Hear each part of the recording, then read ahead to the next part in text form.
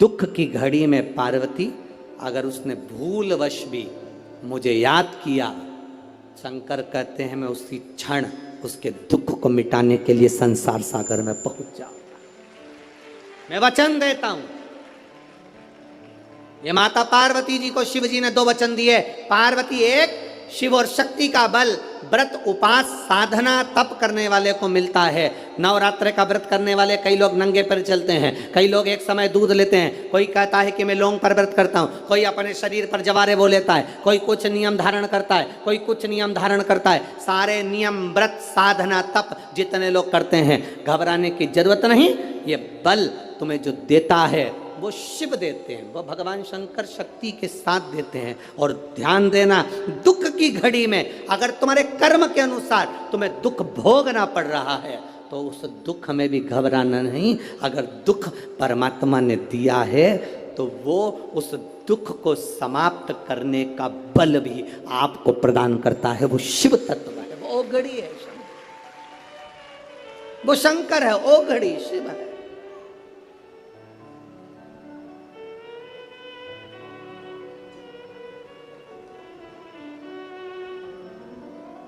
वो शंभु आपके बल को जो बढ़ा रहा, आपके विश्वास को जो दृढ़ कर रहा। महाराज राजा प्रसेन ने विचार कर लिया, दोनों बेटी का विवाह करना है। नेनुका का विवाह करूंगा किसी राजा के साथ और रेणुका का विवाह करूंगा किसी ऋषि के साथ। नेनुका सहस्त्रार्जुन को दी गई, जिसकी हजारों भुजाएं थी, खूब राजसी ठाठ था, खूब बल था। नेनुका सहस्त्रार्जुन को दी गई, जितने रावण को भी अपने काबू में कर रखा था। ढेर बल था सहस्त्रार्जुन के पास में, ढेर संपदा थी सहस्त्रार्जुन के पास में। बड़ा प्रबल, बड़ा वीर राजा था सहस्त्रार्जुन, बड़े प्रबल थे सहस्त्रार्जुन। सहस्त्रार्जुन साधारण नहीं थे, बड़े प्रबल, बड़े वीर। जो रावण को भी अपने कब्जे में रखता हो वो साधारण नहीं हो सकता है।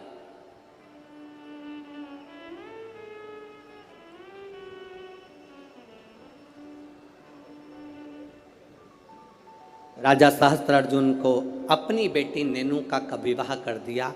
अब आई बारी रेणुका की, तो फिर विचार करा गया कि इस रेणुका का विवाह मैं करूं तो करूं किससे, किसको दूं। तब कहा बेटी योग लगे, कभी तुम्हारे जीवन में कभी ऐसा लगे, अब तो थोड़ी शरद चालू हो गई, ठंडक चालू हो गई, तो मट्टी के पात्र का जल से शिव का अभिषेक कभी तो नहीं हो सकता, पर बैसाख महीने में, ज्येष्ठा महीने में कभी मौका लगे अपने जीवन में और तुम्हें लगे कि मेरे जीवन में दुख समाप्त ही नहीं हो रहा, मेरे दुख जा ही नहीं रहा, तो 5 बेलपत्र,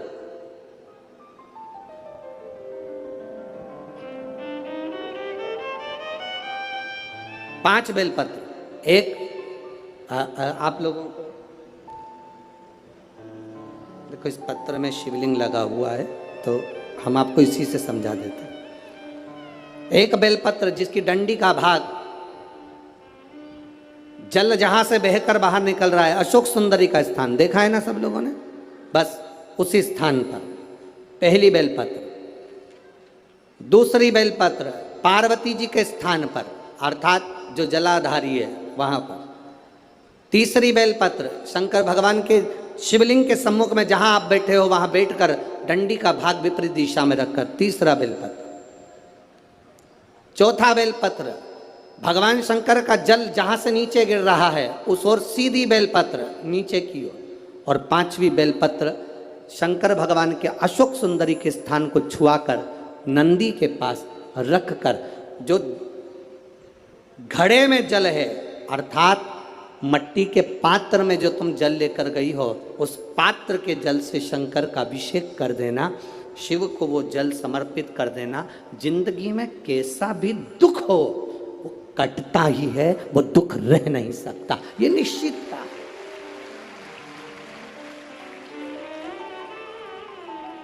कभी कभी आप लोगों ने नागपुर में ऐसा दर्शन करा कि नहीं करा हमें नहीं मालूम, नागपुर की लीला तो हम नहीं जानते, पर हमारे उधर आज भी होता है। जब बैसाख का महीना आता है, ज्येष्ठा महीना आता है, गर्मी का समय आता है, तो शिव जी के ऊपर ऐसा ऐसा तिकोना लोहे का कुछ एंगल बनाकर उसके ऊपर मिट्टी का हंडा रख देते हैं। अब यहाँ नागपुर में आप लोगों ने दर्शन करे ना करे वो हमें नहीं मालूम, पर अभी तक चांदी का लगता था, अभी तक सोने का लगता, पीतल का लगता, तांबे का लगता, पर जैसे ही बैसाख का महीना आया, जैसे ही ज्येष्ठा महीना आया, वैसे ही मिट्टी का पात्र रख दिया जाता, उसमें से बूंद बूंद पानी शिव जी को समर्पित। करें दर्शन यहाँ पर, किसी ने करे यहाँ रखते हैं लोग, ठीक है। शिव तत्व की प्राप्ति के लिए भगवान देवादिदेव महादेव के आनंद सुख को प्राप्त करें।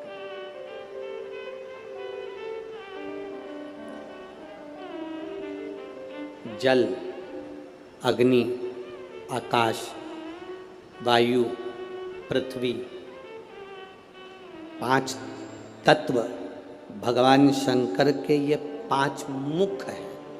इसलिए आरती में भी हम लोग कहते हैं